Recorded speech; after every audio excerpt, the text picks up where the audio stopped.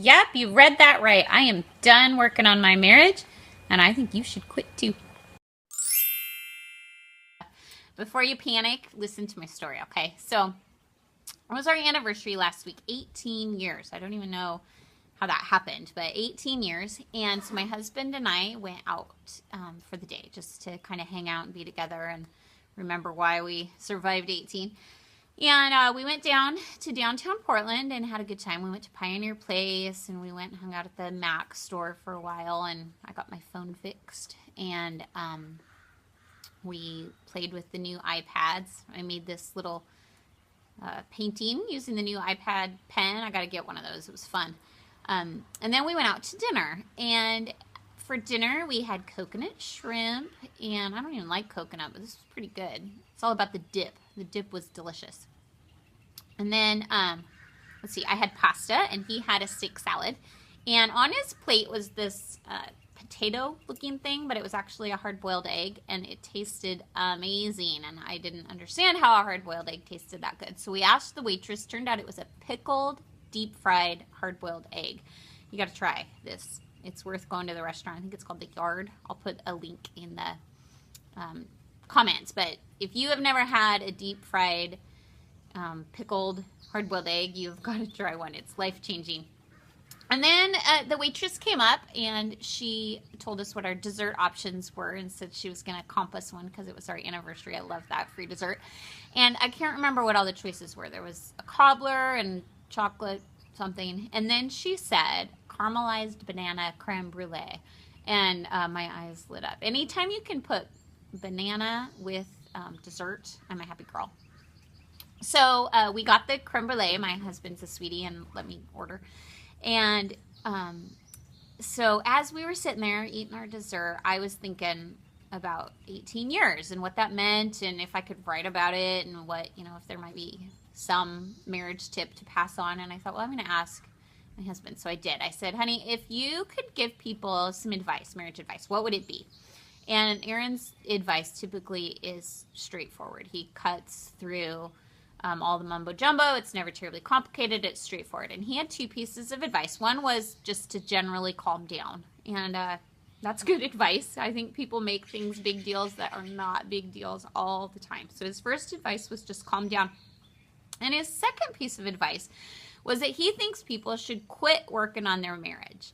And I kind of snorted and I said, honey, I don't think that's going to make the top 10 best marriage advice list. But what do you mean? And so by the end of the conversation, I was with him. I totally agreed. Let me see if I can explain what he was talking about. So what he said is, when people say, I'm going to work on my marriage, they're acting like their marriage is some third thing, that there's the husband and the wife and then the marriage. And it's kind of like if I said, well, here's my marriage, this box, and I'm gonna work on it. I'm gonna carry it around with me. It's this extra thing to me, and I'm gonna really work on my marriage. And I don't know, it doesn't sound fun. It sounds difficult. It sounds like this thing I don't want to deal with. This thing, this third thing to me is cumbersome. It's a pain. It's burdensome. And what I feel like doing when I think about this, if this was my marriage, is putting it down. I want to go, woo, look, marriage is gone and I'm free. Not what we want to have happen. And I was thinking about what he said, and I thought, you know what, you're totally right, because working on my marriage sounds like what I say about my car. I'm basically a slob, if you know me at all. Some of you do. You've probably seen my car.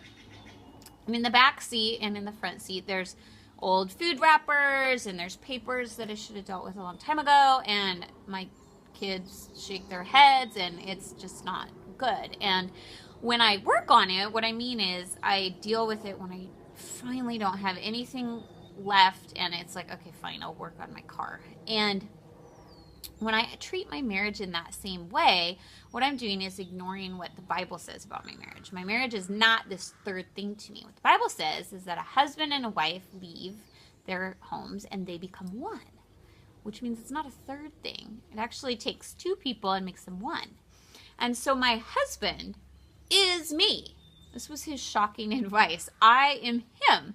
And so when I am rude or snotty or dismissive or I roll my eyes at him, I'm really doing those things to myself. And when he ignores my needs and he doesn't think about, how things sound and my feelings get hurt, he's really doing that to himself.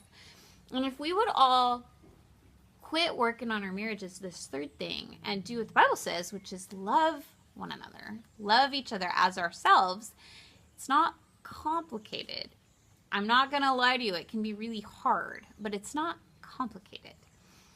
So I have a couple of verses for you today just to consider. I'm going to stick them at the end of this video. And what I want you to do is just take a minute and look at the verses and think, do I do this to my spouse? And would I like it if my spouse did this to me? Things like being humble and being kind and being patient. And these are the things that, again, not complicated. They can be hard, but through Christ, you have the strength to do it. And so my encouragement for you today is when the waitress comes up at your dinner and she mentions your spouse's favorite dessert, pick that one.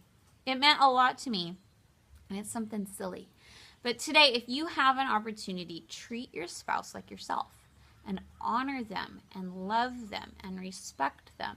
Not complicated. He can give you strength to get it done. Okay, join in with me. Quit working on your marriage. Love your spouse.